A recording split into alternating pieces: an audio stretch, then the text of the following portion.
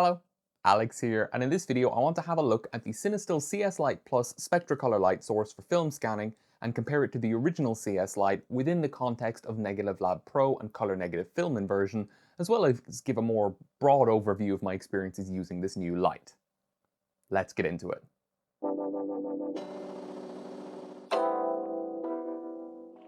When I saw the announcement of the CS-LITE Plus on Instagram, I reached out to Cinestill directly to see if they'd be interested in collaborating on a video, because my original video on the CS-LITE was well received, and they did agree. They sent me a copy of this light, along with 2 rolls of Cinestill 400D and an enamel pin. No money changed hands, but I got the film, and I get to keep the light at the end of the day. As far as my general process and workflow goes with Negative Lab Pro using the CS-LITE, there are certain films that struggle. You know, Pro Image tends to go very, very warm, particularly in the shadows, which requires extra work. Or the portrait films, especially 116-400, lean quite green. Color negative film, you know, it's such a subjective process when it comes to inversion that there's a lot more scope for improvement. And these are the films that kind of stand out to me as having room for improvement with my own personal setup. I'm not looking at black and white film or slide film in this video, because for black and white, I'll tell you straight away, the differences are inconsequential. It's basically just a difference in exposure. And when it came to slide film in the previous video on the CS-LITE, people couldn't agree which color mode, which color balance looked good or well in general. And I only have slides with color charts for Ektachrome, so I can't do a comparison with Velvia and Provia. So it wouldn't really be worth including as a section if I would only be half baking it, so to speak. I've also tried the Cinestill CS-Plus inversion tools a bit, and though I'm not super familiar with them, I may have hundreds of rolls under my belt with Negative Lab Pro, some of the results that I've gotten have been quite good. I'm just not super familiar with it, so I can't really speak authoritatively on it. So this video is going to be quite narrow in scope, but surely I'm not the only person who's got one of these lights, and there will be other people doing broader comparisons to things like lab scanners, you know, Frontier Noritsus, or various other scanning methodologies. For those unfamiliar, I want to start by going over the general concept of camera scanning your film and what that looks like and what it means. This method of scanning your film is at its core just some sort of rig to hold your camera and macro lens parallel to your film, with a mechanism to hold the film flat, and with a light illuminating the film from behind so you can take a photo of the film and then use some sort of inversion software later. My personal setup is quite advanced, using a 6x7 enlarger as a copy stand, obviously the GFX 100S as the scanning camera, and the Veloy 360 system with the various bits and pieces, because I scan so many different formats. But that isn't completely necessary. You know, anything beyond the bare minimum is just about quality of life and convenience and maybe reproducibility. When you photograph the negative, you're going to need to invert those images, since all you've done is take a picture, and this basically makes camera scanning a 2-step process: digitizing and then actually processing the images. And that works really well for my own personal workflow. I'll tend to scan 5 to 10 rolls in an evening and then process those scans as time goes on over the next couple of days.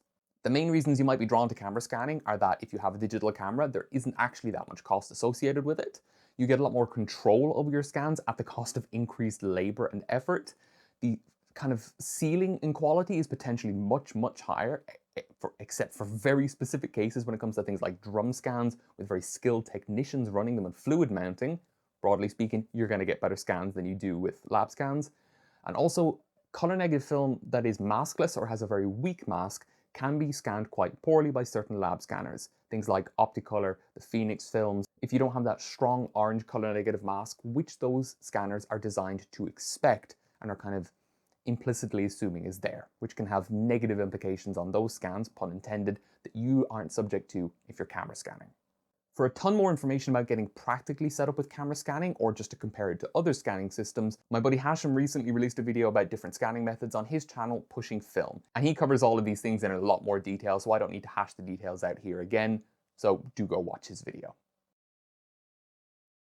So what are the differences between the new and old light sources? What has changed and what hasn't changed? Let's kind of rapid fire through them as best I can. Both lights have the exact same form factor, so you maintain compatibility with the Veloy 360 system or any holders or accessories your existing setup is built around, and both are also powered by a USB Type-A connector needing a 5-volt power supply. The old light uses a mix of warm and cool LEDs for the warm and cool scanning modes, or both together for a neutral white light. The new light uses narrow band LEDs instead, in what Cinestill calls their SpectraColor technology. One of the most important parameters when building up a camera scanning rig is the CRI of your light source if you're using a white light. This is the color rendering index, and I spoke a lot more about this in the original video on the CS-LITE if you want to dive into a bit more of the theory. But in broad strokes, a high CRI means a more honest, true-to-life color reproduction using that light, at least for illuminating a subject. But it's not as simple as that. In that video, the TLDW was that if you have a lower CRI but a more suitable white balance for a specific task, that can still be better, even if a lower CRI is technically worse. In much the same way that you can't just say one car is better than another because it has, better fuel economy, higher mileage. There's a lot more that makes a good car for a specific reason.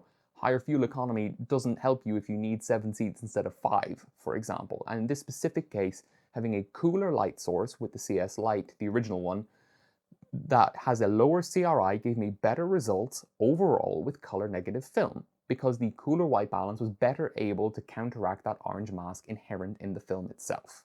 I promise this is the short version as far as my explanations go, but when you scan film using a broad spectrum or white light source, you are going to get impure colors. It's as simple as that.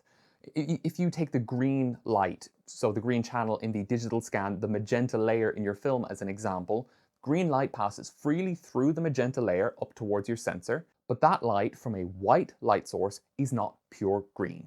It's going to have some yellow mixed in, which will be picked up by the red pixels in your sensor, and some cyan light mixed in, which will be picked up by the blue pixels in your sensor, giving you an impure shade of green. The specific hue shift you're going to see will depend on the light source and your sensor and various other things, but you're not getting a pure green. If we take this independent analysis of the CS-LITE, the original light, you can see that in all 3 color modes, there is a shift depending on the white balance mode, but it is a broad spectrum light source. It is giving off more or less white light.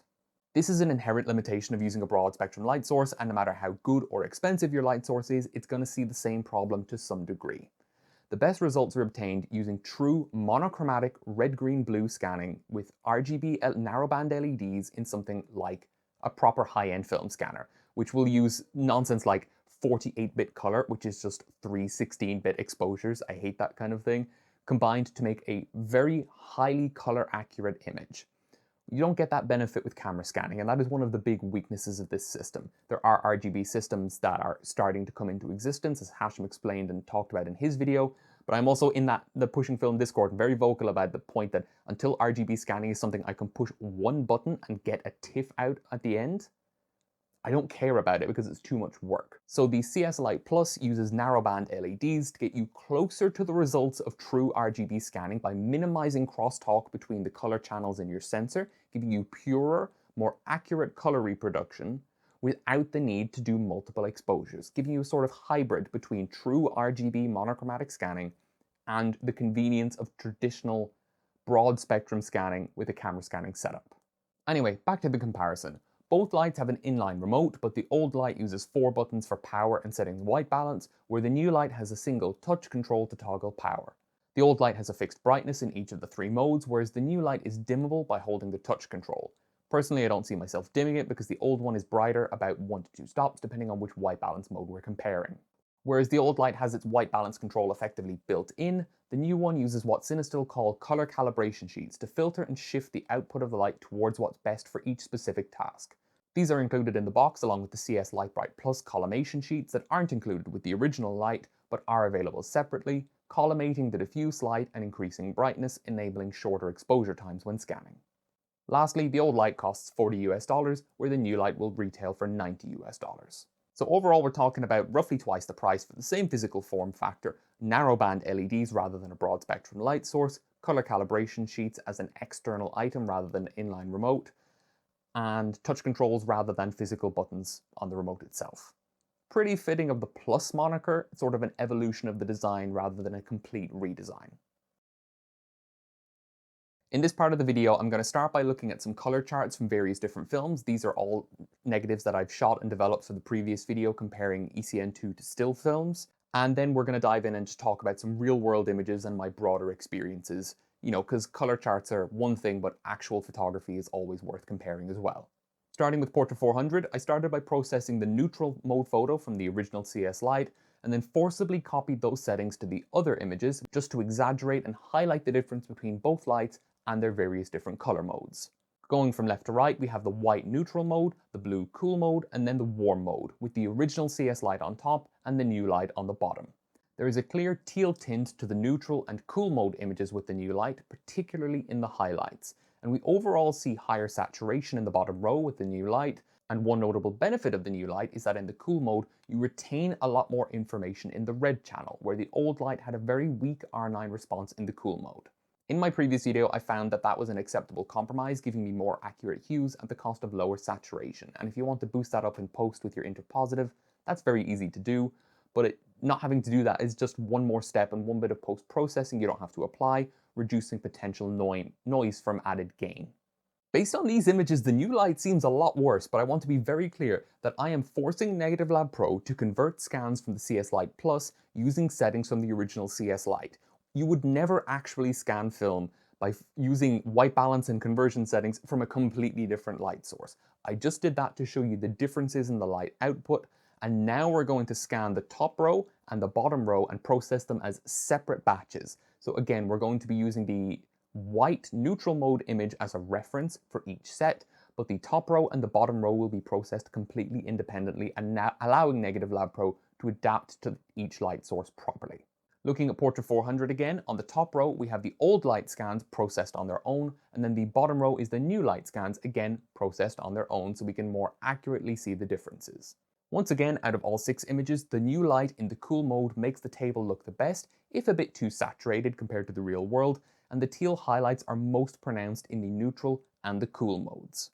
Frankly here, I find the warm mode looks pretty terrible with the new light, looking like a stereotypical British emigrant after 2 days on a Spanish beach, even if the teal is basically gone from the highlights, and the neutral mode still has the orange of the table looking far too red in hue. More broadly, we can also see deeper blacks and higher native contrast, even with the linear profile in Negative Lab Pro, and greater overall saturation. But Portra 400 isn't the only film I've had challenges with it in the past, and Pro Image notably comes out very warm when scanned the way I do, and auto white balance never really works reliably, so I would usually just take that warm interpositive and cool it down in post, adding in a bit extra work, and again, more post-processing means more potential to introduce noise.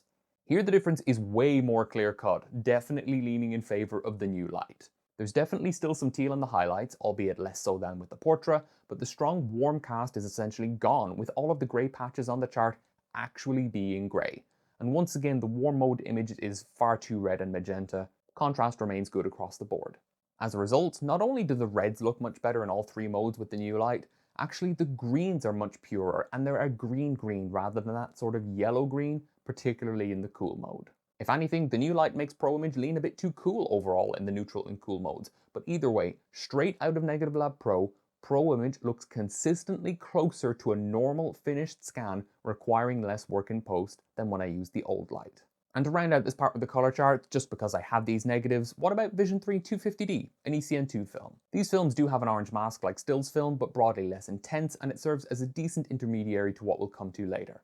Across the whole set, we see the same types of differences as with Portra 400 and Pro Image regarding the deeper shadows, less loss of reds in the cool mode, etc., but less severe, to the point that I imagine some of you might not be able to see the differences after YouTube video compression. With the old light, 250D leans slightly magenta, and with the new light, it leans slightly green. There is a teal cast of the highlights yet again in the neutral and the warm modes, but the cool mode doesn't have that, and it actually looks damn near perfect straight from the interpositive step, which really surprised me. Still sticking with color charts, ideal conditions aren't everything though, so what about dense overexposed negatives or thin underexposed negatives? I won't spend too much time on this, but with Portra 400, when you're overexposing or underexposing, the differences are about the same, likely because the teal cast is stronger with this film than the others, so it might mask more subtle differences.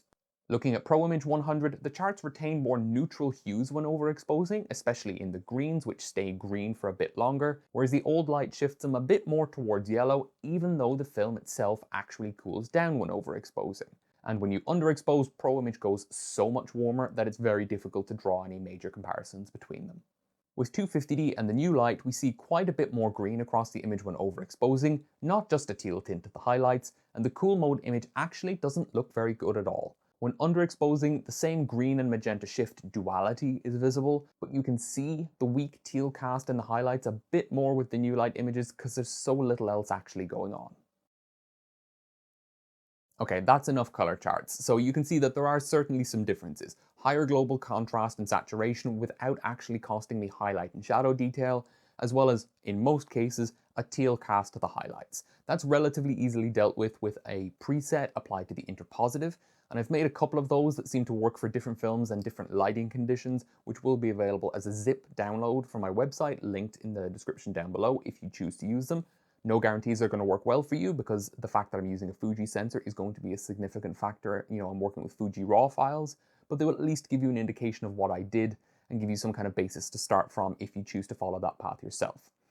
But we're going to look at real images now, and I just want to talk about various different things about my experience using this light for the last 16 or so color rolls that I've scanned myself, plus some older stuff that I've rescanned just as a sanity check. And I'm not going to play the shutter clicks constantly like I normally would. I'll just show you a bunch of images on screen, and I'm just going to talk over them.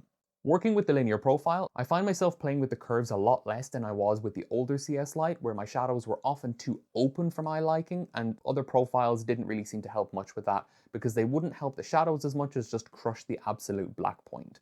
It just comes out a bit cleaner and a bit more easily in general. Similarly, the natively punchier reds, because you're not losing as much red in the cool mode with the new light, and in many cases the more accurate greens are definitely, in my subjective opinion, bringing me closer to a finished image after just Negative Lab Pro conversion. I still have to tweak things sometimes after the fact with the interpositive, but the CS-LITE Plus is more likely to give me a batch of 36 TIFFs that I'm just happy with, do a bit of dust removal, and then export my finished scans.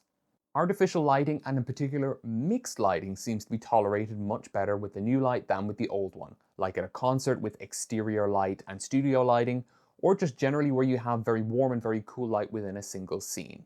This was a standout with Pro Image, and yes, I know these are different negatives, but these were taken with identical exposure settings moments apart, and you can see just how much better overall the new image looks. The greens look better, the sand itself looks better, and those blue shadows under that tree on the right hand side just look less obnoxious when using the new light, and that's with basically no effort on my part.